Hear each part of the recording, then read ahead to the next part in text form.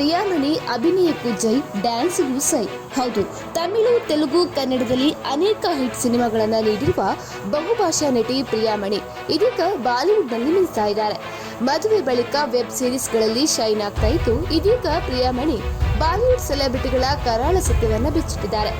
Bollywood ಸೆಲೆಬ್ರಿಟಿಗಳು ಜಿಮ್ಗೆ ಹೋಗ್ಲಿ, ಸೆಲೂನ್ಗೆ ಹೋಗ್ಲಿ, ಮನೆ, ಪಾರ್ಟಿ, ವಿಮಾನ ನಿಲ್ದಾಣಕ್ಕೆ ಹೋದ್ರೂ ಪಾಪರಾಜಿಗಳು ಮುತ್ಕೊಳ್ತಾರೆ. ಹೇಗೆ ಬರ್ತಾರೆ ಇವರೆಲ್ಲ ಅಂತ ಅನೇಕರು ಯೋಚಿಸ್ತಾರೆ. ಇದಕ್ಕೆಲ್ಲ ಈಗ ಪ್ರಿಯಾಮಣಿಯೇ ಉತ್ತರ ನೀಡಿದ್ದಾರೆ.